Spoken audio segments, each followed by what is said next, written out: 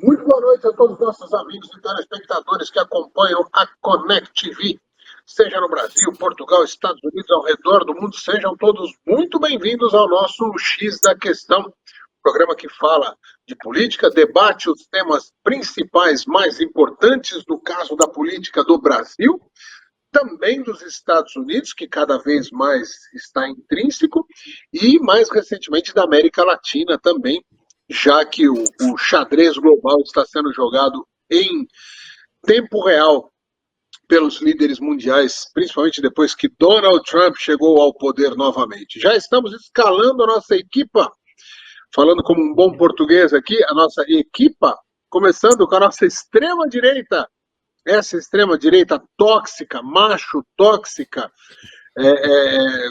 misógina, tudo que vocês quiserem, está lá na ponta direita, Silvio Brauná. Você se enquadra nesse perfil, Silvio? Não, não me enquadro nesse perfil, não. Raivosa. Não me enquadro nesse perfil, não. Talvez o raivoso quanto ao destino desse país maravilhoso, que seja o Brasil, que era o Brasil, né? Que primeiramente tinha uma ordem política de elite, de poderes, com os 3 pilares funcionando. Quer dizer, funcionava mais ou menos. O Brasil sempre foi mais ou menos nesse quesito de república democrática, né? Mas nesse sentido, sim, eu sou bem radical, porque eu sou um conservador tanto no mercado quanto na ideologia, meu amigo Eudes. Estamos aqui direto da minha Milford, hoje 50 graus Fahrenheit é o mesmo que 10 graus nessa sexta-feira, ensolarada, nos preparativos aqui para o resumo dessa semana. Aliás, o Brasil não é surpresa para ninguém, né? Não há nada que mantenha essa coisa chamada Brasil, quer dizer, as suas personalidades, a sua elite, né? Paradinha. Ela sempre está aprontando alguma coisa, o que normalmente não é muito bom. Renato Ferreira, diretamente de algum lugar do Brasil, seja bem-vindo, meu amigo, decano do jornalismo desse grupo. É isso aí, meu caro Jefferson, Pilão, Silvio, o Jefferson na retaguarda em Barueri. Estamos mais uma vez aqui, Jefferson, falando diretamente da aprazível Vila São Francisco, que você conhece tão bem, divisa aqui praticamente com Osasco, agora em torno aqui de 24 graus, uma temperatura muito boa. E estamos aqui, né, apostos para discutirmos junto com vocês, esses colegas maravilhosos, e também aí saudando a quem está nos assistindo agora em alguma parte do mundo, né, para tentar aí discutir, dissecar os principais assuntos políticos, econômicos, de guerra, de tensões, né, em todas as partes do mundo. Estamos aqui. Um prazer mais uma vez estar com vocês. Chegando no nosso Principado Independente de Moema, o nosso conde, o nosso duque, o nosso cardeal, ele pode escolher o que ele quiser. Professor Pilão. Tudo bem, Eudes, Renato, Silvio Brauná, nossa audiência, o Jefferson, que está também conosco aí na retaguarda do programa. Nós estávamos aqui em off, deixa eu contar para a audiência aí, Eudes. Estávamos em off perguntando para o Renato como é que foi quando foi proposto um ministro para o Supremo. Ele estava presente na reunião em que foi proposto um ministro para o Supremo e foi recusado. Quando foi mesmo, Renato, que você estava lá? O nosso decano aí, o Renatão? Então, eu costumo ler história, né? Então, parece que foi, se eu não me engano, no governo Floriano Peixoto, né? Final do século 1800, final dos anos 1800, e aí teve um precedente, sim. Então, nós podemos esperar aí até que o Senado recuse, talvez, a indicação de um presidente. Será? Mas você estava na reunião ou não estava, afinal de contas? Professor Pilão, ele não estava, professor Pilão. É história. Ele estava gripado nesse dia. Ele não foi. Ele não foi ao Senado. Eu estava em Sarapuí, gente. Tá. Só Ele para estava pontuar fazendo outra reportagem. só para pontuar para nossa audiência sobre essa indicação desse desgoverno aí, dessa coisa aí que está no Brasil, sobre o próximo ministro da Suprema Corte. Então, a gente tem aí, teria, né, se fosse uma coisa normal, se fosse uma república realmente, né, aí o Brasilzão de ter uma votação, uma aceitação ou não do próprio Senado, porque para ser do Supremo precisa ser, como é que é, professor? Ele precisa ser imaculado, não, imaculado, precisa, notório saber jurídico, meu Deus, tudo que a gente não tem nessa coisa aí hoje. Vamos deixar para daqui a pouco esse tema, vamos começar o nosso programa. Eu acho que, por ordem cronológica, o tema mais antigo, talvez o mais relevante, mas o mais antigo, é o cessar-fogo, o fim da guerra em Gaza. Faz parte talvez, né, da semana do líder da maior potência do mundo, dos Estados Unidos, e que o que parecia improvável, o que poderia ser muito difícil, e não foi na base do carinho, né? A gente sabe que não foi na base do meu amor, foi na base da ameaça da superpotência, mas encerrou, pelo menos temporariamente, o período de guerra. Muito se falou já essa semana sobre esse tema, e eu queria uma abordagem muito rápida de cada um de vocês sobre isso, mas eu queria um aspecto diferente. Não teve comemoração na mídia, não teve comemoração, inclusive, dos pró-Palestina. Ontem eu passei, e isso vale aqui para Portugal, eu passei ontem aqui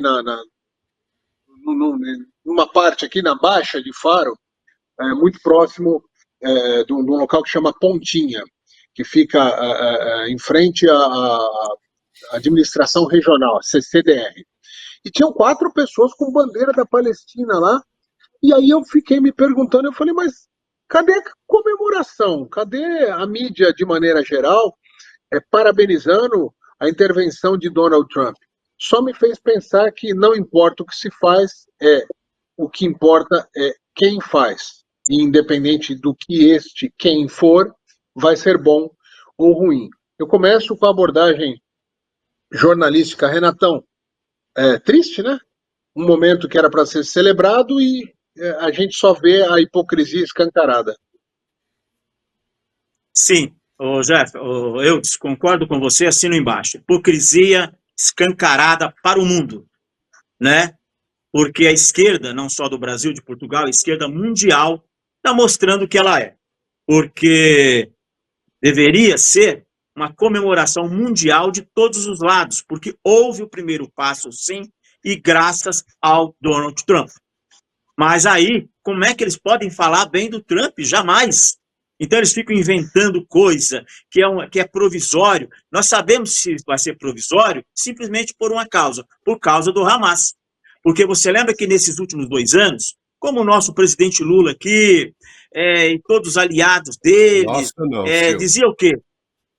Que ali em Gaza estava ocorrendo um genocídio. Ora, Israel se defendendo de um ataque brutal, um ataque demoníaco, tá entendendo? Mas eles não consideravam isso. Inclusive o Lula, que é muito estudioso da história, entre aspas, né, comparou os ataques de Israel ao Holocausto. Quer dizer, uma coisa assim que, tanto é que ele já estava, inclusive, persona não grata em Israel. Um absurdo. Mas sempre falava também o quê? Em limpeza étnica, né? Vocês ouviram isso? Era o tempo todo. Não, Benjamin Netanyahu quer fazer uma limpeza étnica na faixa de Gaza. O Donald Trump quer transformar aquilo ali numa praia maravilhosa, como não tem nem em Miami, lugar nenhum no mundo. Mas agora nós estamos vendo, né, com o cumprimento da parte de Israel de recuar o exército até a faixa ali determinada, o que aconteceu? O Hamas está lá armado, descumprindo, inclusive, um dos 20 pontos do acordo de paz, assinado não só pelo Trump, pelo presidente do Egito, mas por todos os presidentes que estiveram ali, da Turquia, do Catar e tudo. E agora, a limpeza étnica está acontecendo pelo Hamas. Porque ele está chegando, gente, de modo cruel. Todo mundo já está vendo esse vídeo, eles executando possíveis adversários deles internamente. Então, eu dou até uma sugestão aqui, para terminar, Jeff, ou Eudes, que os brasileiros, inclusive a sueca, a Greta Thunberg, a nossa deputada federal do Ceará e outros brasileiros, colombianos, deveriam agora, sim, pegar avião, navio e correr para lá para defender os palestinos, né, do Hamas. Eu acho que eles não teriam que pedir licença e nem seriam presos pelo exército de Israel. Ok? Muito bem. Silvio Braunar, Sim. nos Estados Unidos a gente sabe que também a imprensa não ajuda muito pelo lado da honestidade intelectual. Como é que foi a repercussão nessa semana? Porque aqui em Portugal eu acompanhei, o Renato está trazendo uma primeira fala sobre o Brasil, e aí nos Estados Unidos também houve um silêncio sepulcral sobre o que é um momento importante, histórico, e mais do que isso, que uma paz muito no fio da navalha, todos nós sabemos. Mas todos nós sabemos também por quê e por quem, né? Uhum. Não tenho a menor dúvida. Aqui teve, de certa forma, foi mais ou menos médio, né? Pela Fox, obviamente, a cobertura foi espetacular, porque ela era mais alinhada aos preceitos, não que ela seja republicana, mas foi a que mais fez. E as outras, na realidade, tiveram a incumbência de perguntar aos antigos personagens, né? Como Barack Obama, né, o Bill Clinton, o próprio Biden, a Kamala Harris, e eles não tiveram como negar, né, que o feito do presidente Trump, colocando sempre, né, mais artifícios, e olha, com a ajuda, né, do Oriente Médio, do líder da Arábia, mas junto com o líder do Catar, você entendeu? Mas eles não tiveram como negar a participação mais que efetiva dessa junção, pelo menos da junção que o Trump fez com o mundo árabe para poder ter aí essa paz que é tão necessária e tão de emergência, né?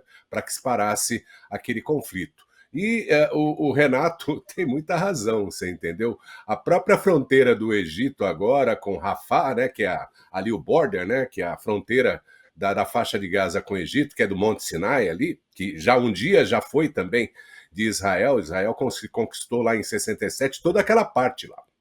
E aí a fronteira está aberta. Então essas personalidades, como essa menina aí que tem cara de He-Man na atualidade, né? Para quem assistia os desenhos, cara de He-Man, ela pode simplesmente ir para o Egito agora e atravessar a fronteira, né? Para poder dar aí seu suporte ao povo palestino, você entendeu? É muito vergonhoso, porque a imprensa, eu acho que tanto da Europa como a do Brasil, como aqui, eles não podem certificar esse grande feito que foi que executou o presidente Trump. Tanto é que aqui nos Estados Unidos já mudaram a agenda, né? Já se organizaram, né? Porque não tem mais o Free Palestine, né? E do rio ao mar, né, e tal, Palestina fria, aqueles papo idiota, né? Sumiu todo mundo, as bandeirinhas estavam tudo na lata de lixo. Agora a organização globalista agora é pelo No King, sem reis, aqui nos Estados Unidos, ao qual o presidente Trump está tirando bastante barato, né? Ele está gozando muito do pessoal que vai lá na Casa Branca fazer aqueles...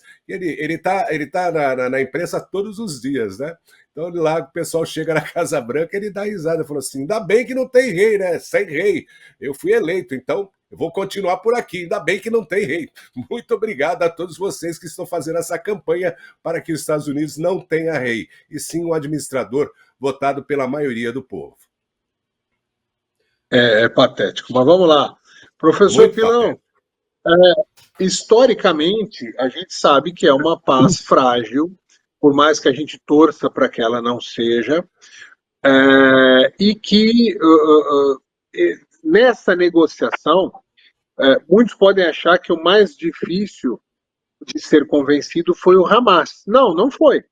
O Hamas estava sendo encurralado, estava com muitos problemas, numa dinâmica cada vez mais complicada. Quem estava vamos dizer, ganhando a guerra e massacrando nos combates era Israel. Para mim, foi muito mais difícil, a impressão que eu tenho, foi muito mais difícil convencer o Benjamin Netanyahu do que o Hamas. Então, mostra o poder de negociação e, principalmente, a autoridade americana no sentido de um lado, ameaçou, evidentemente, com armas. Se vocês não pararem a gente entrar na guerra, acabou para vocês, com o Hamas. E, por outro lado, Netanyahu, bacana, Netanyahu, bacana que você prometeu algumas coisas aí, nós vamos cumprir, você vai tirar todos os reféns de lá, mas acabou com essa história de que vai acabar com o Hamas, ou seja, uma negociação dura de dois lados, só um grande líder consegue levar à frente, né?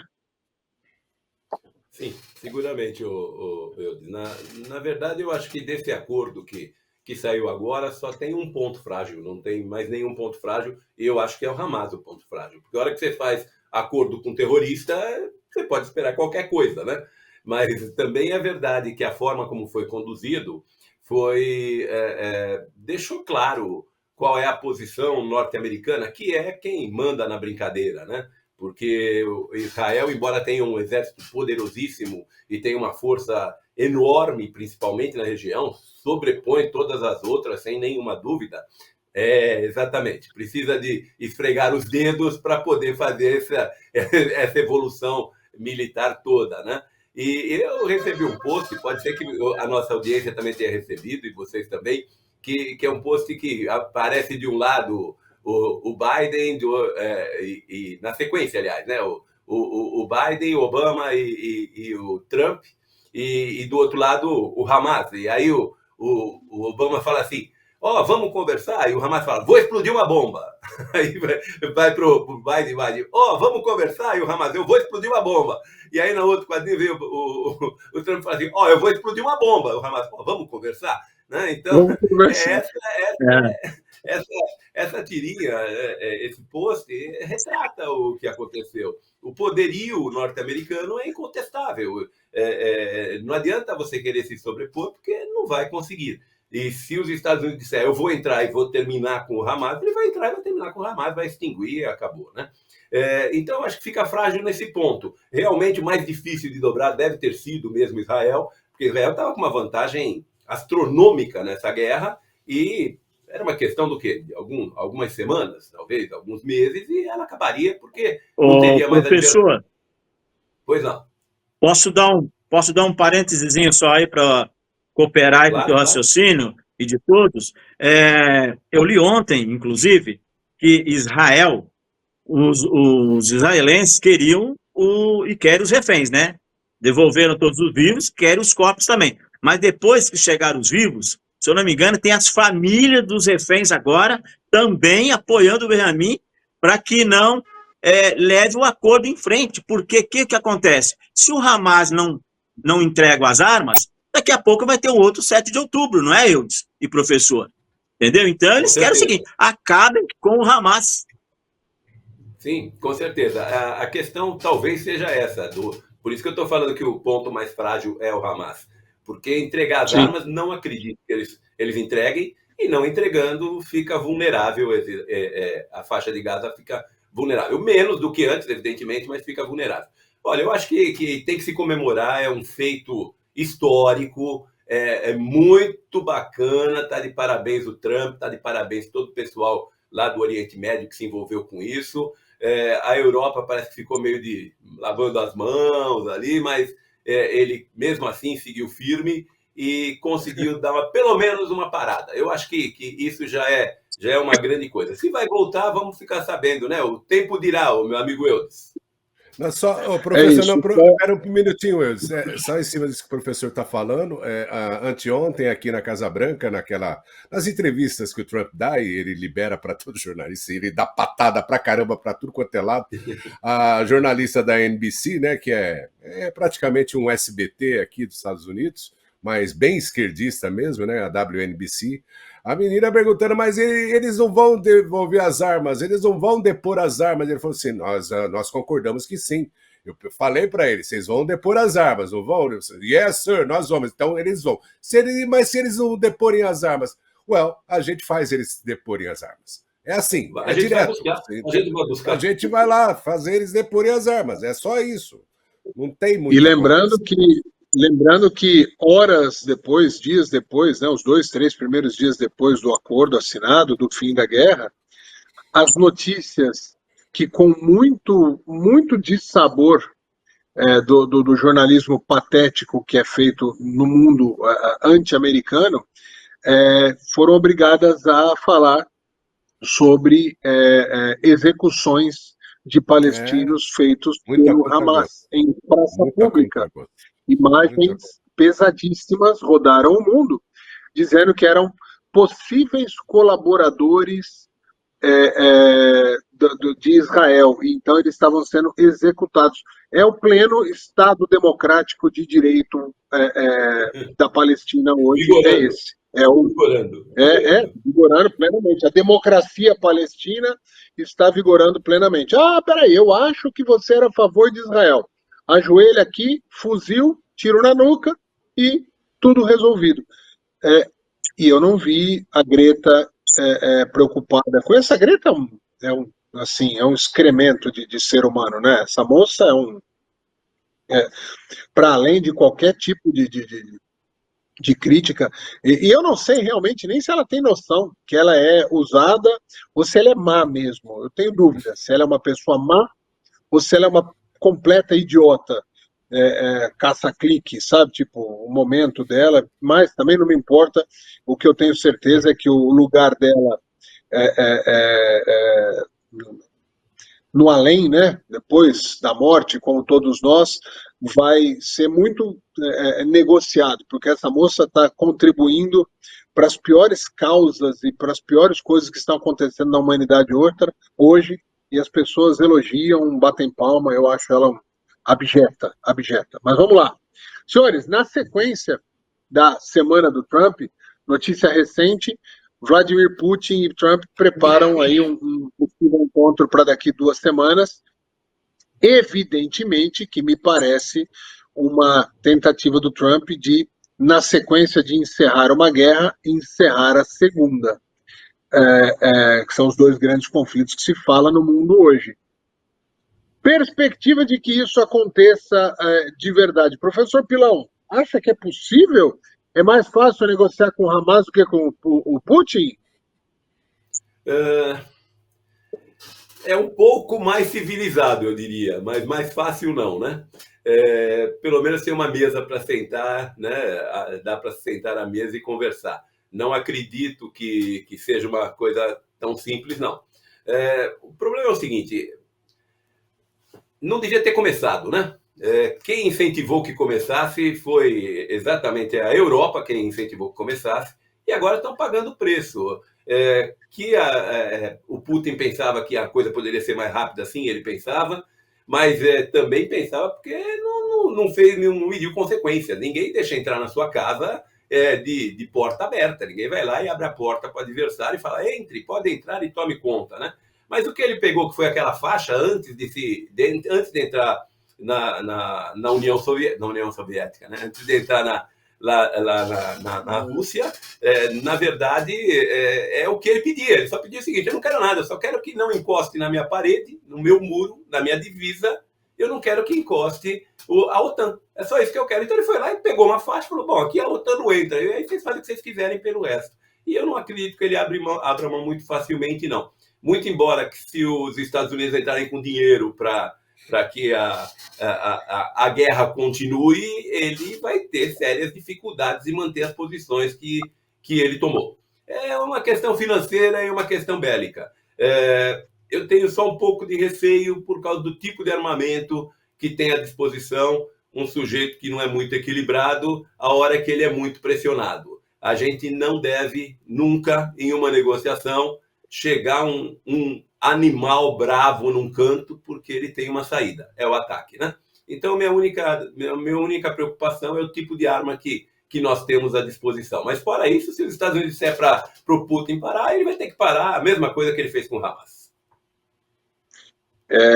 O Silvio, a impressão que eu tenho é que há um esgotamento, mesmo midiático, a mídia abandonou o tema, parece Chega. que não tem mais uma guerra.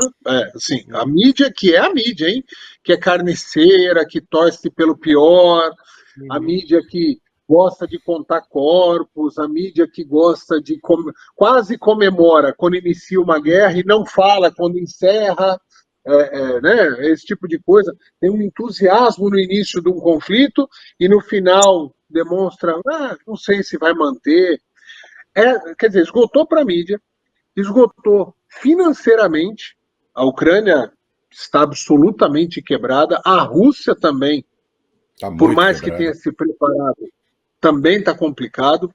Os Estados Unidos já falou que, nesta brincadeirinha eu não entro mais, não vou pôr dinheiro aí mais. A Ucrânia, você quer continuar, se vira, tanto que o Zelensky recuou. O Zelensky agora faz o que o Trump pedir, né? Então há um esgotamento geral, e a Europa, que no início também falou, vamos chegar num acordo aí, porque nós não vamos pôr o nosso dinheiro lá. Estamos falando de grana, de dinheiro. Tua percepção que esse esgotamento geral facilita que todos os lados cedam alguma coisa, porque para ter acordo todo mundo tem que ceder um pouquinho. Tem a menor dúvida. E essa pungência, né, dos seus amigos aí da Europa, dos governantes aí, dos globalistas, é porque era o governo antigo aqui dos Estados Unidos era o Biden. Então jorrava dinheiro, filho. Porque tinha propina para tudo quanto era lado. Todo mundo saía ganhando, meu amigo. A guerra lá na Ucrânia, né, e tal, os interesses eram de terras raras, aqueles papos todo que a gente sabe, mas rolava a grana. Quando entrou o Laranjão, aí a grana foi cortada numa das principais vias, que era a USAID, né, que era o departamento de manda dinheiro para a galera que todo mundo sai ganhando. E em cima dessa outra posição que está tendo agora para o término, ou pelo menos para, né, dar um pause, vamos dar um pause na guerra, vem dentro do... Aliás, esse encontro já está marcado, né? Parece que é na Turquia, né, que o Trump vai encontrar com o Putin, mas ele já mandou uma vinheta essa semana, né, para o Putin, podendo aí liberar, né, aquela ameaça que ele sempre faz, né?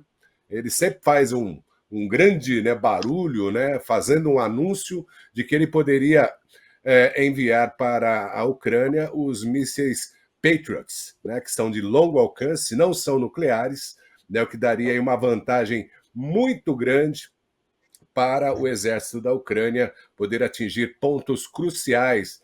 Já tem atingido em várias oportunidades com os drones, mas que poderia atingir pontos cruciais mais distantes, né, dentro da tabalhoada economia russa, que agora também com a Índia bloqueando os seus pedidos de petróleo, né, porque o Trump ontem conseguiu essa assinatura direta, que é um dos fomentos, né, que a Rússia tem para poder manter a guerra, essa compra desenfreada de diesel, né, por parte da China, da própria Índia e do próprio Brasil. O Brasil continua bolinando, como diria minha mãe, você fica bolinando aí com fogo, você vai acabar se queimando, né? Então, dentro dessa premissa aí, eu acho que tudo que você colocou está tudo já muito cansativo. Né? A economia russa é de guerra atualmente, daí ela não pode continuar por muito mais tempo, porque o povo, incrível que pareça, não é uma república democrática, mas o povo ainda tem uma posição lá, e os oponentes estão doidinhos para dar um jeito no Putin. Né, para dar um jeito, como na China, para dar um jeito no Xi. Né? Então, todo mundo tem os opositores lá querendo, né, a sua boquinha. Então, dentro de todos esses aspectos, nessa globalização de opinião, de posições, eu acho que esse encontro vai ser crucial, principalmente pela ameaça da mão grande aqui do norte, viu, Yodes? Ô, Renato Ferreira, é triste ver que os números, né, de mortos saíram do noticiário, no caso da guerra da Ucrânia, e foram substituídos por algum tempo pelos números de mortos dos palestinos como se uma vida valesse mais do que a outra, né? Como se um russo morto ou um ucraniano morto fosse menos importante para a humanidade, para o Ocidente, para o Oriente, do que a morte de um palestino ou de um israelense. Teve uma jornalista que falou isso com todas as palavras, né? No caso entre israelenses e palestinos, é que só morre um aqui e outro ali, enquanto muitos, vocês lembram disso. Então, com exceção desses canalhas dessa imprensa suja que faz esse tipo de coisa, é triste ver que a preocupação com o ser humano é absolutamente substituída ou nunca foi real por todos os lados aí, né? Não é só em relação à mídia, mas os próprios governos. A preocupação agora é a negociação de, tá bom, nós vamos acabar a guerra, a Ucrânia vai trabalhar, o país vai trabalhar 30, 40, 50 anos para pagar a dívida que ela criou com os Estados Unidos e com outros países, porque não pensem que não há almoço grátis, também não há míssil balístico grátis. Renato Ferreira. Bem, amigos, então, eu só gostaria de retomar aí o finalzinho do o primeiro tema, porque, como o Eudes colocou, é o seguinte, todos os assuntos são correlatos, entendeu? Então, ele disse aí sobre aquela jornalista, né, que falou, uma briguinha aqui, uma mortezinha ali, não tem problema. E eu lembro Eliane que no caso aí ainda do... Eliane Cantanhede, essa aí, Eliane Cantanhede. Sim, exatamente, a Eliane Cantanhede. E aí eu lembro que todos nós vimos no início lá, né, da assinatura do acordo, logo que o Trump desceu em Israel, ele falou lá no parlamento de Israel, com a presença ali do Netanyahu, ministros e todo o corpo do governo de Israel, e logicamente eles falam em Deus, falaram no Deus de Jacó, Deus de Abraão, Deus de Davi, e vazou o áudio, né, da poderosa Globo News, e a jornalista Mônica Vold-Vogel, não é isso? Vazou o áudio onde ela falou, nossa, que o diabo, 3 pontinhos, lhes carregue.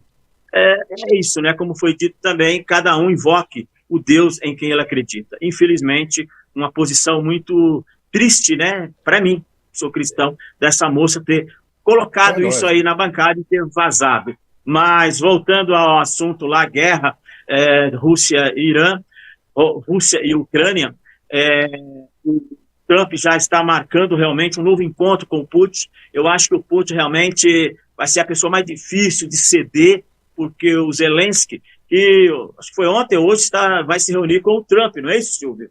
Também. Uhum. E talvez esse encontro, todo mundo está querendo que seja um encontro entre os três, inclusive, entre o Trump, o Putin e o Zelensky, porque eles nunca conversaram tete a tete, entendeu? Isso seria muito interessante. E eu acho que o Trump vai conseguir também sucesso aí para terminar com essa guerra entre os irmãos, né? Porque são irmãos russos e ucranianos. Eu só acho, só para concluir, eu acho engraçado, né, que o presidente, né, de um grande país, do maior país da América do Sul, que tem o apelido de Lula, né, ele disse várias vezes que ele terminaria uma guerra assim numa mesa de um bar.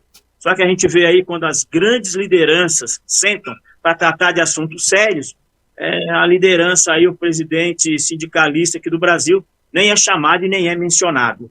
Né? Mas a gente espera. Eu espero que o Trump vai ter sucesso também aí para terminar com essa guerra entre russos e ucranianos. Pois é, Renatão, a grande verdade é que o Trump entra nessa nova negociação com crédito, né? Ele pode mostrar, falar assim, eu estive ali no Oriente e já deu certo, vamos conversar aqui, que senão a gente pode utilizar dos mesmos subterfúgios, como disse o Silvio, né? Os Patriots estão à disposição aqui estão à disposição da Ucrânia. Mas, enfim, vamos torcer para que dê certo, porque ninguém quer guerra. Mas ainda temos mais um conflito, né? Temos um conflito no Oriente, que parece que pelo menos está contornado por hora.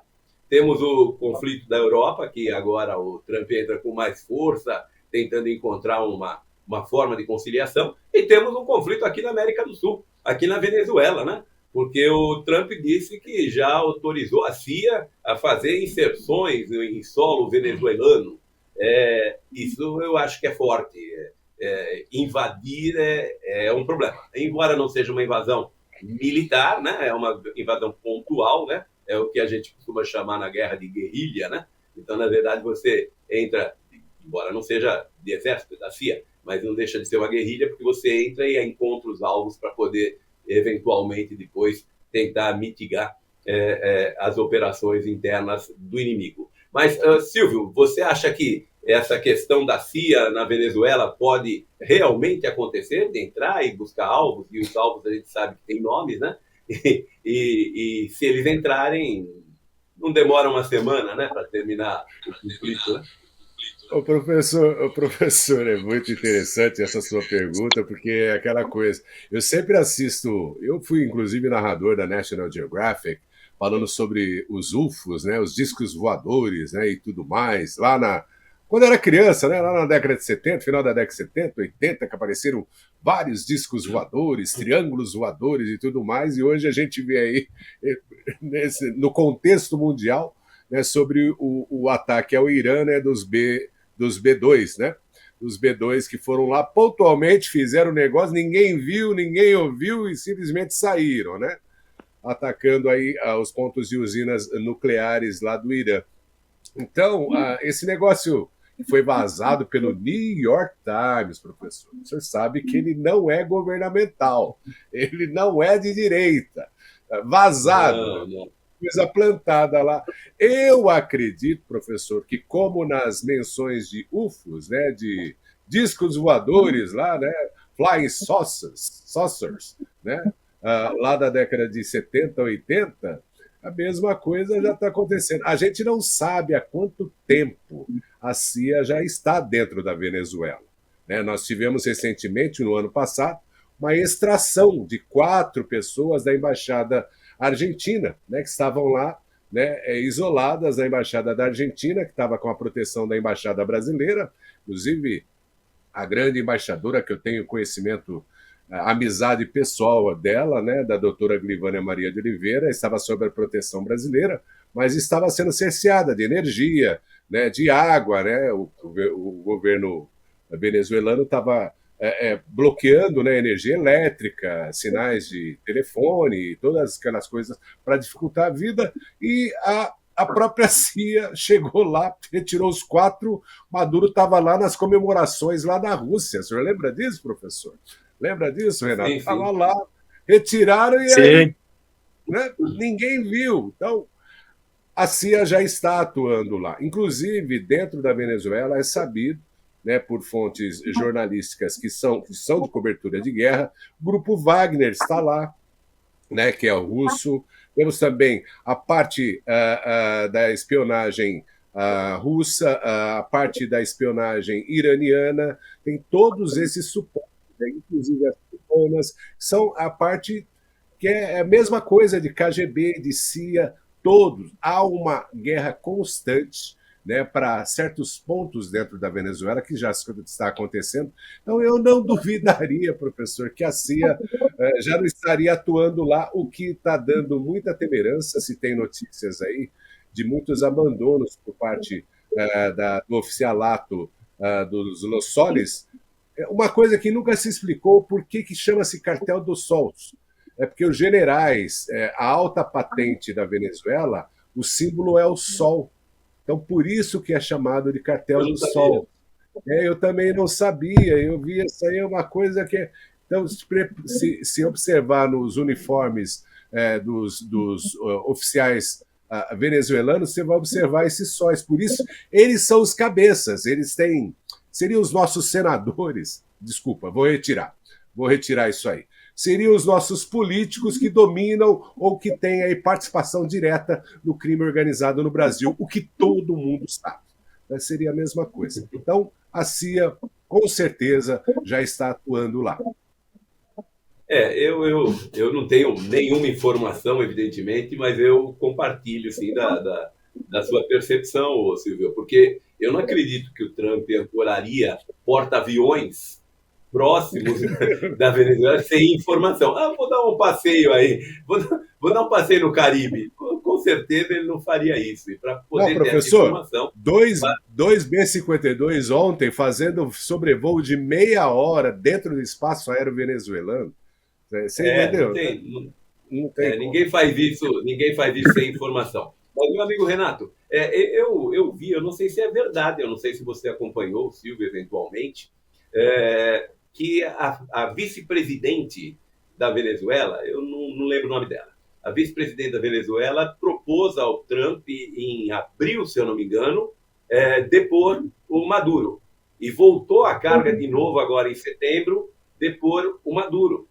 Disse que a Venezuela estaria disposta a fazer com que o Maduro saísse paulatinamente do poder e que ele encontrasse uma guarida, né, um exílio em algum país, enfim, que desse o tempo para que ele pudesse se estruturar e sair, e que o Trump não aceitou. E o Trump não aceitou, acredito, porque não deve demorar muito para que caia o Maduro sem ter que fazer qualquer tipo de acordo. Eu não sei se você viu alguma coisa disso, mas você chegou a ver e tem alguma informação, alguma coisa nova a respeito da Venezuela, ou meu amigo Renato? Ô, professor, eu também cheguei a ver esses boatos, né? Mas eu classifico até mais como boatos, porque eu já vi comentários também e outras notícias de que ela é defensora do Maduro, entendeu? Críticas a quem queria derrubar o governo mais lá atrás. Mas sobre essa nova tomada, né, nova medida do Trump de autorizar ações secretas da CIA dentro da Venezuela, principalmente em Caracas, é novidade também, e ele vai em frente, principalmente reforçado aí, né, com o Prêmio Nobel da Paz para Maria Corina, né, a principal adversária lá da oposição venezuelana, voltou com tudo isso aí, apesar de estar escondida ainda, para não ser presa pelo regime chavista, agora comandado pelo Maduro. E a gente vê aí também que o Maduro está muito fragilizado, né? Ele está sabendo que ele está aí já suspirando por aparelhos, entendeu? Porque recentemente, isso é fato, ele escreveu, mandou algum tipo de comunicação para o governo norte-americano, dizendo, oferecendo petróleo, oferecendo minerais raros, né, terras raras, em troca de não ter guerra. Então ele está sabendo que os dias deles estão contados. E principalmente agora, porque a Maria Corina, com esse título, inclusive, prêmio, porque o Maduro, vocês viram, o Maduro chegou e tirou a embaixada da Noruega, isso é fato, todo mundo viu. Ele tirou a embaixada da Venezuela lá em Oslo, não é isso? Ou seja, ele confundiu tudo. Ele pensa que a Noruega, o país, o governo, o povo é que dá o prêmio para os Nobéis aí do mundo, né?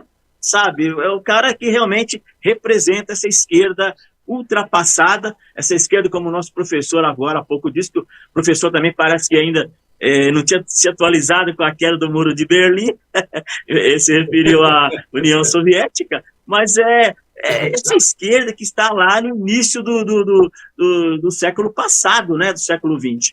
Mas eu acho que realmente a CIA, como o Silvio colocou, a CIA já está lá como está em vários países, né?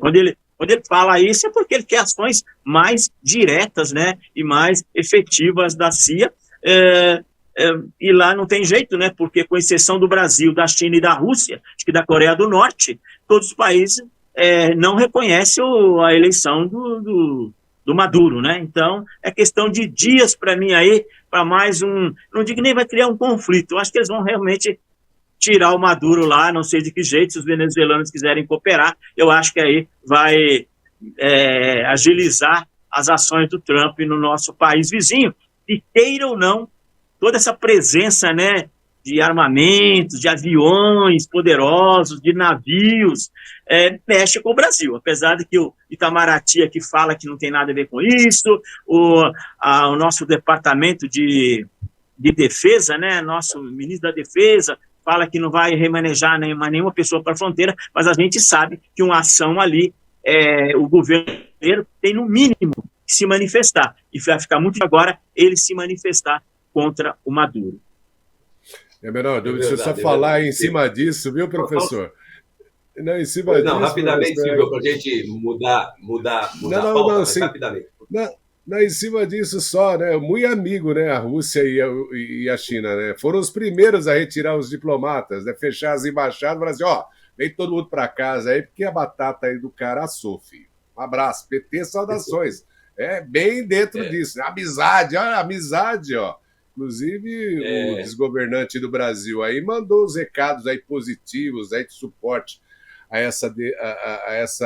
ao governo venezuelano, e isso aí não é um bom sinal, não. Você vê que o cara quer entrar no meio da confusão, ele não foi chamado para nada, mas ele quer entrar na confusão para ganhar alguma luzinha. Ontem o PT soltou uma carta de apoio à Venezuela, né? Contra a presença norte-americana. Pois não, Renato? Ô, professor, sobre a Venezuela, só para encerrar o assunto, talvez, Venezuela, parece que até agora, não sei se o senhor viu alguma novidade, parece que até agora o presidente Lula e o seu entorno, eles ainda não se manifestaram sobre o Prêmio Nobel da Paz para Maria Corina, né? É verdade, é verdade. Não, eles só se manifestaram que os Estados Unidos não podem ficar oprimindo a Venezuela. Bom, mas nós tivemos aí... mas, ô professor, mas é engraçado porque é assim, ó, você não pode bater no meu amigo, não, tá? Mas ninguém vai lá entrar no meio para deixar o amigo não apanhar. Não pode bater no meu amigo, não pode bater no meu amigo, mas eu vou ficar aqui. É verdade. Mas nós falamos aí de 3 pontos de conflito mundial armado, né? Porque são 3 pontos armados, mas nós temos outros conflitos aí que são importantes, né? E principalmente o nosso com os Estados Unidos, né? Se a gente pegar Brasil e Estados Unidos, nós estamos numa briga brava aí da sobretaxação dos produtos brasileiros, nós estamos com a Magnitsky sobre o Moraes, nós estamos com vistos caçados, enfim, estamos numa guerra silenciosa, uma guerra muito mais política e econômica, comercial, mas não deixa de ser uma guerra, né? Sem dúvida, a volta do diálogo entre o Brasil e os Estados Unidos é necessário para se retomar. Lá na ONU, a química de 39 segundos gerou um encontro ontem entre o Marcos Rubio e o Mauro Vieira, né? E claro que as declarações do Mauro Vieira foi tudo ótimo, foi tudo maravilhoso, né? Mas a gente não pode esquecer que essa brincadeira que o Lula está levando adiante, e quem está levando adiante é o Lula, porque a gente sabe como é a negociação do Trump. A negociação do Trump é o seguinte: ele vai lá, enfia o pé na porta e aí depois falou, desculpa aí, eu queria entrar para conversar com vocês, né? É assim que ele funciona. Então ele enfiou 50% esperando que o Lula viesse conversar e o Lula ficou segurando. Isso representou aí uma retração em setembro do comércio internacional com os Estados Unidos da faixa de 20,3%. Então nós perdemos aí 20,3% de exportações para os Estados Unidos só em setembro. No ano já caiu 0,6% a importação Estados Unidos-Brasil, né? Bom, isso fez com que os chanceleres lá se reunissem, né? E a gente teve algumas fotos, algumas declarações, né? E eu não sei até onde isso representa realmente uma retomada do diálogo. Meu amigo Renatão, como é que você vê isso? Olha, eu vejo da seguinte forma, que a química lá que o Lula disse que teve com o Trump, lá de 29 segundos, isso aí mudou a cabeça do Lula, né? Tanto que, só retomando rapidamente sobre os discursos lá no Congresso da ONU, o Lula e a sua turma estavam ali até conversando, esperando que o Trump viesse com verdadeiras bombas para cima do governo, do que o Lula tinha acabado de discursar. Mas o Trump, gente, ele é um cara, queira ou não, seus adversários. Ele é inteligentíssimo. Entendeu? Então, na hora ali, ele mudou a tática, ele não veio. Tanto é que ele não leu o discurso todo, né? Ele falou de improviso, e aí saiu com aquela que encontrou com o Lula, e gerou uma química, e o Lula ali mudou. Para aí, o Lula realmente agora só fala em química. Tanto é que esteve com o Papa, disse que teve uma boa química, mas lá no Vaticano parece que essa química não funcionou, porque foi lá convidar o Papa, o Leão XIV, não é isso? Para a COP30, e o Papa não recusou, o Papa não quis saber de vir para aqui, para Belém do Pará, onde está um jeitinho brasileiro, levar vantagem em tudo, certo? Mas o Papa não veio, então a química ali. Ontem, no encontro com professores no Rio de Janeiro, se eu não me engano, anteontem, o Lula todo contente, foi ontem de manhã, ele falando da reunião, né, que ia ter entre o secretário de Estado, Marcos Rubio, e o Mauro Vieira. Ele falou, olha, vão se reunir lá, e entre eu e o Lula, entre eu e o Trump, não está havendo apenas uma química. Já agora eu posso dizer que houve uma indústria petroquímica. Mas, no encontro à tarde, a gente viu que essa química não funcionou entre o secretário Rubio e o Mauro Vieira, apesar das narrativas aí do governo Lula, da imprensa aliada, porque estão falando, não, foi tratado lá, foi pavimentado o caminho para o possível encontro entre o Trump e o Lula, talvez lá na Europa, mas sem data marcada, sem nada. E a imprensa aliada também, tentando passar pano, diz o seguinte, não, é uma estratégia do Mauro Vieira não dizer nada agora do que foi tratado de importante. Gente, a gente sabe como funciona, principalmente os esquerdistas. Se tivesse dado alguma coisa positiva, eles iam sair soltar fogos e no Brasil estaria a festa até agora da química que houve. E, sabe, não é bem isso que aconteceu, porque a gente sabe por outras fontes também, até porque vocês veem que no caso de Tarifácio, né, Silvio, é tratado entre o Alckmin aqui, por exemplo, e o secretário que trata de comércio dos Estados Unidos. E quem que o Trump indicou? O cara que mais detesta a esquerda latino-americana, as injustiças no mundo, que é o Marco Rubio. E ali já ficou claro, não seria fácil o caminho.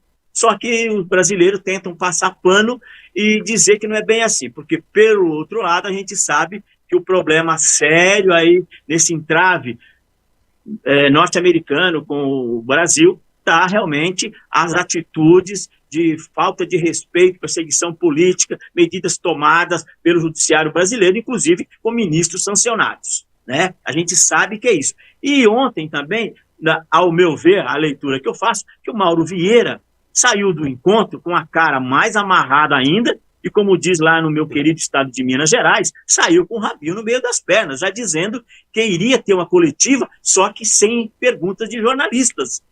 Está entendendo? Porque a pergunta poderia, de algum jornalista, complicá-lo. Então, eu acho que essa química estourou, realmente foi numa bomba e parece que torcemos, né? Porque o que nós queremos é aquilo que você falou, é o discurso que o Trump põe lá em cima para renegociar, e o Trump também não vai fazer nada que prejudique muito a indústria, o comércio norte-americano. Aquilo que ele puder, ele abre aqui, fecha ali, mas uma das coisas que eu acho que nem o Trump e nem o Rubio vão abrir mão é daquilo que já falaram a respeito da perseguição política que o Brasil usa o judiciário para fazer contra os seus adversários.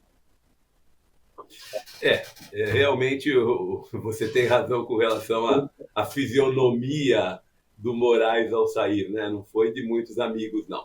E contar que a hora que a declaração dada é pavimentamos para poder ter um encontro, significa dizer, nós não discutimos nada que pudesse interessar, né? Exatamente. Pavimentamos para que possa ter um encontro, ou seja, não discutimos nada, vamos ver o que vai acontecer na sequência. De qualquer forma, foi uma abertura, eu acho. Quebramos gelo. Quebrou o gelo, eu acho que de qualquer forma quebrou o gelo, acho que é isso, viu, Silvio? Tá bom, porque pelo menos abriu a porta, porque a porta não estava aberta, né? E agora é uma questão de negociar. Eu entendo que o Trump sabe fazer um pouco isso, né? E ele não vai deixar nada taxado dos Estados Unidos, do Brasil para os Estados Unidos, que interfira na economia americana. Ele vai ficar segurando aí, o Silvio vai ficar pagando um pouquinho mais caro pelo café da manhã por mais algum tempo, e depois volta tudo ao normal. Porque ele vai abrir o que precisa para os Estados Unidos, ele abre. De bobo ele não tem nem a cor laranja, né? Então, a forma dele negociar é essa. Eu acho que tem algumas coisas, Silvio, que interessa muito aos Estados Unidos, né? Além das taxas aí, eu acho que tem, por exemplo, etanol. Os Estados Unidos tentam muito fazer exportação de etanol, né, para o Brasil, e o Brasil tem uma sobretaxa no etanol brasileiro, no etanol americano, de 18%. E a recíproca, os Estados Unidos têm uma taxação de 2,5%, né? Então, quando o Lula fala assim, não, mas nós temos superávit, não é disso que o Trump fala. O Trump fala assim, você me cobra 18 para te mandar o etanol e eu te cobro 2,5. Então, peraí, vamos arrumar isso, né? E sem contar com as terras raras, né? As terras raras que é motivo de preocupação de todo o Ocidente, não dos Estados Unidos, mas de todo o Ocidente, porque a grande massa de terras raras está no Japão, está na China, e a segunda maior reserva de terras raras está conosco, e nós nos alinhando cada vez mais à China, né? Então, acho que passa por aí a negociação, não é, meu amigo? A expressão terras raras, ela pegou moda agora, né? Porque o Trump falou as terras raras e tudo mais, mas a gente tem mandado as nossas terras raras para a China já há muito tempo, né? Afinal de contas, a gente exporta commodities para a China e eles nos devolvem ao preço de 3 vezes mais, 4 vezes mais trilhos de trem, por exemplo.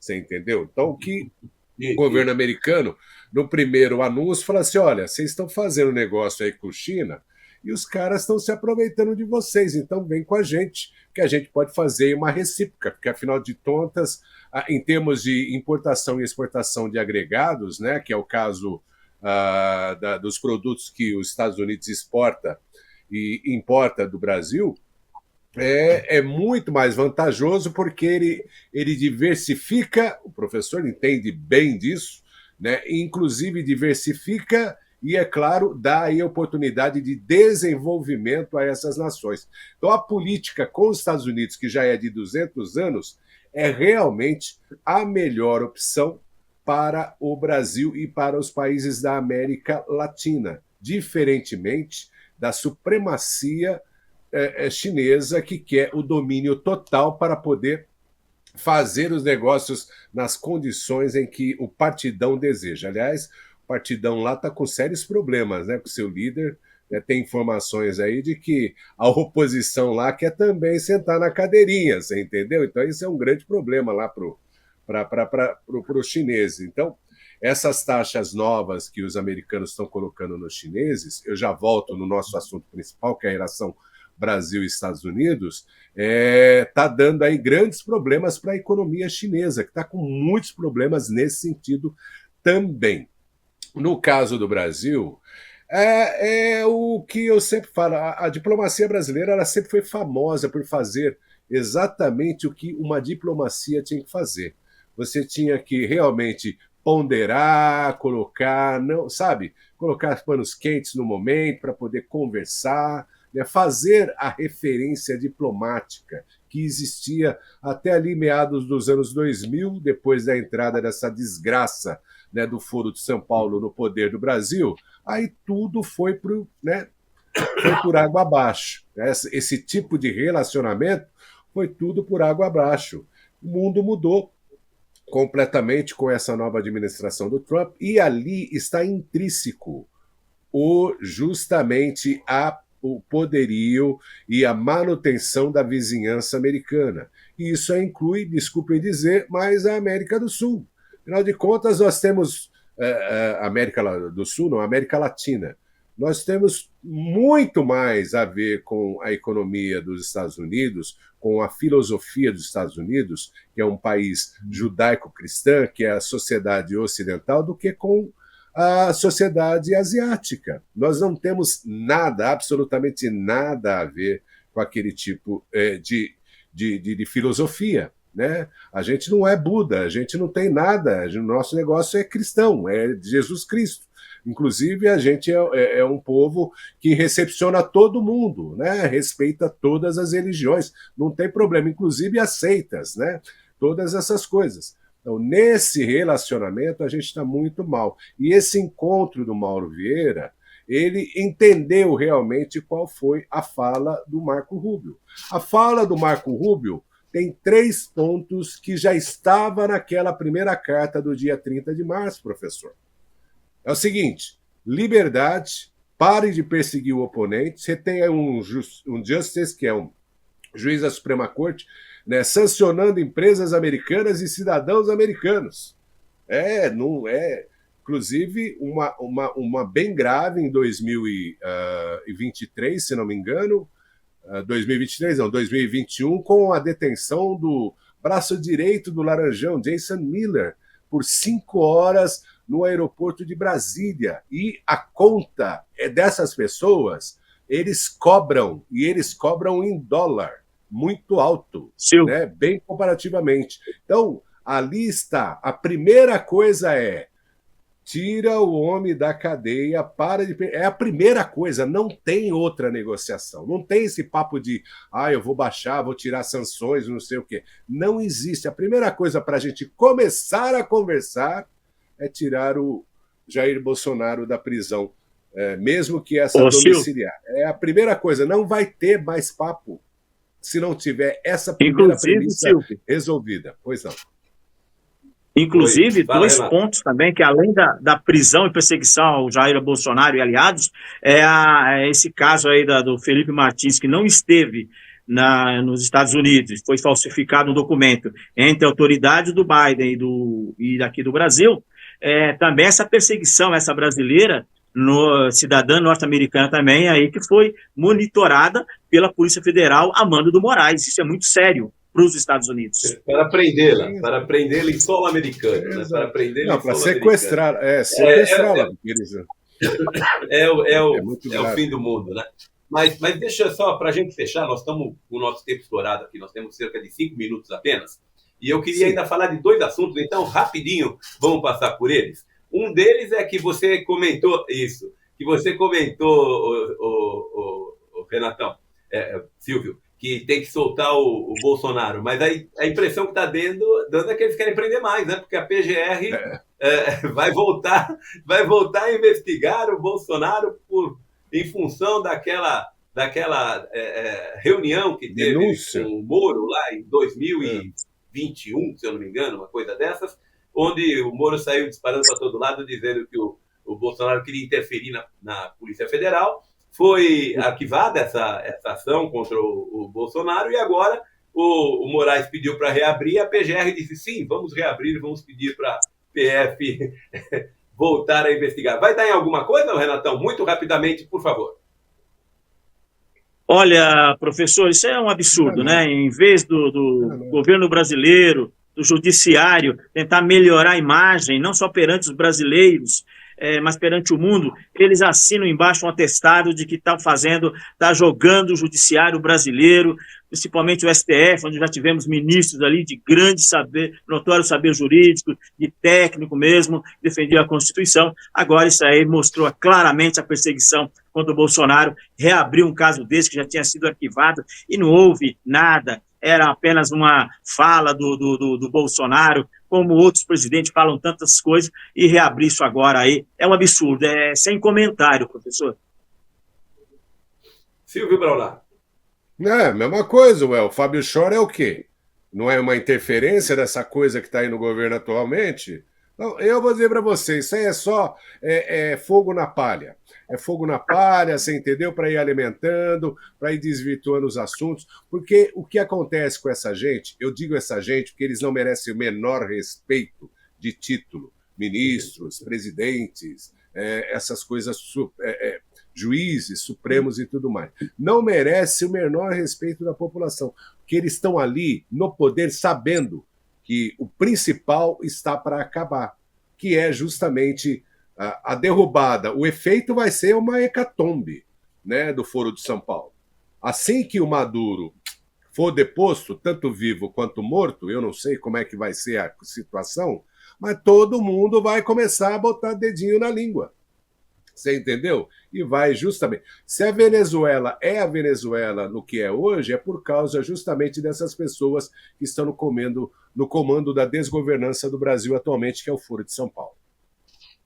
É verdade. A única coisa que a gente tem que lembrar, para a gente encerrar um último assunto, mas realmente coisa rápida, de 1 minuto no máximo para cada um de nós, que as pesquisas têm mostrado que o Lula soube se aproveitar muito bem de toda essa onda, né?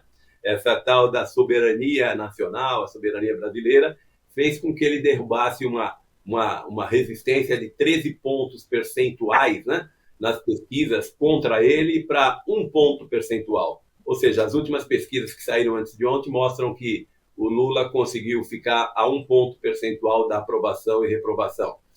Isso pela IPESP Analítica. Se a gente parar na pesquisa, aqui em São Paulo, o Lula subiu de 38,2% para 48,8%. Ou seja, ele soube se aproveitar bem dessa ocasião que lhe foi dada, né?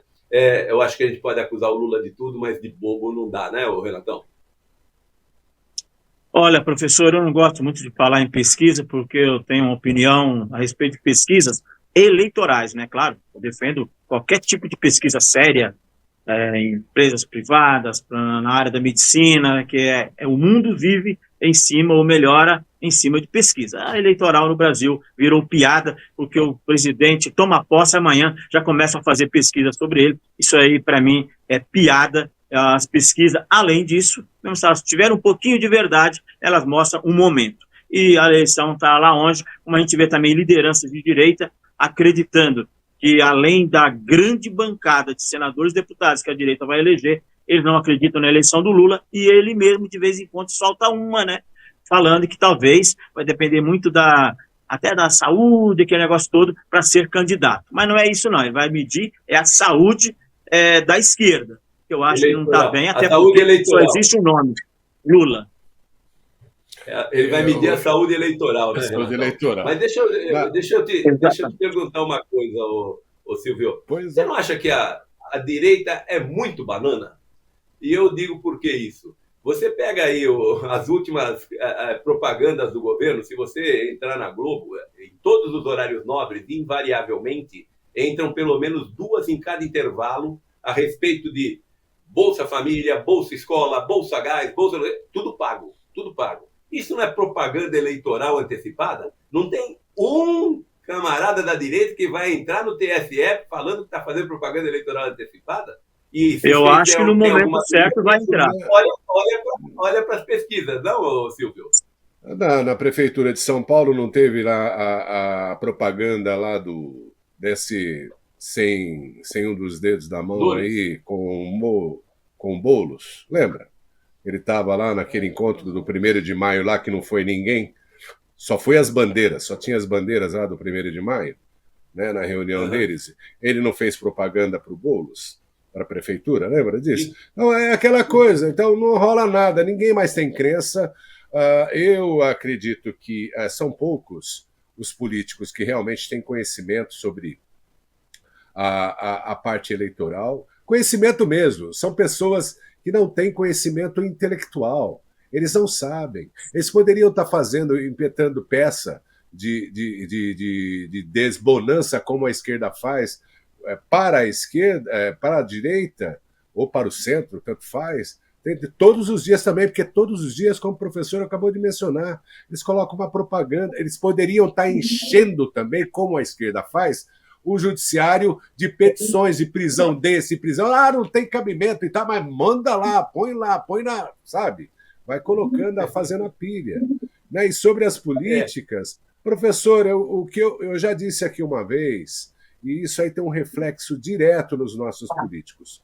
Nós temos um problema, não estou falando que é a maioria, não estou falando que são as pessoas, mas a dominância política no Brasil, ela tem uma falha muito séria, que é a falha de caráter. Eles não estão absolutamente nem aí. Eu estou falando, a da esquerda a gente já tem certeza. Né?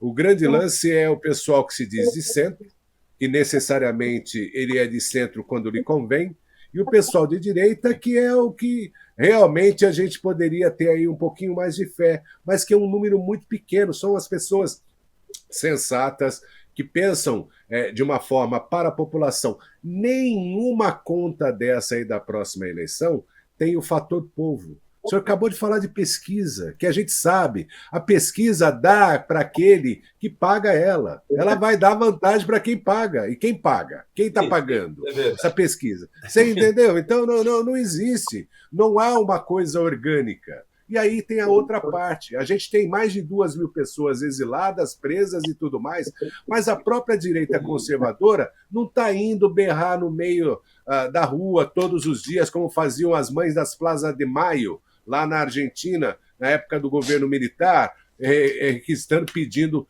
para a devolução dos seus filhos. Sabe? É a mesma coisa. Então, há um mundo de hipocrisia na sociedade brasileira, tanto da esquerda, que não sabe o que está fazendo, aonde está jogando o país, quanto da direita, que não reage, ao ponto de um dia de feriado na sexta-feira, todo mundo com 10 conto vai para a praia porque é melhor assim, está tudo certo. Inflação a mais de 20% ao mês. Professor, então, existe esse problema de falha de caráter. É da sociedade brasileira. Não estou falando do senhor, professor. Não estou falando do Renato.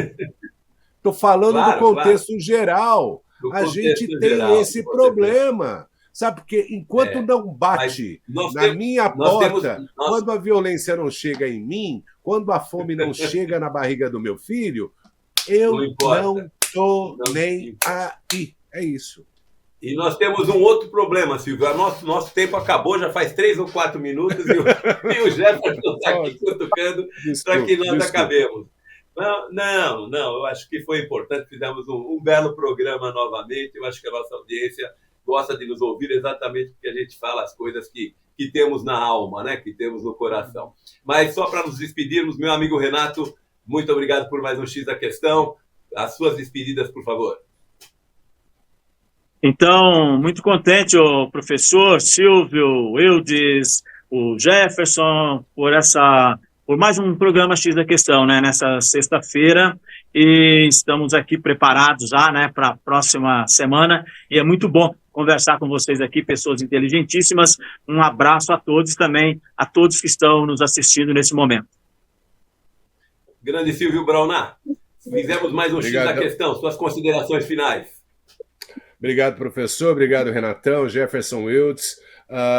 Bom, vamos estar preparados aqui, porque é muito assunto, né, para discutir num dia só, num programa de 1 horinha. Então, semana que vem estaremos a postos aqui para fazer mais um resumo. Esperamos com melhores notícias, né? Afinal de contas, é muito difícil nos dias atuais. Professor, obrigado. Um abraço a todos. Opa! Obrigado eu também, ao Jefferson. Na verdade, eu não sei se são muitos assuntos ou se nós que falamos muito, mas de qualquer forma o tempo é pequeno para encaixar as duas coisas.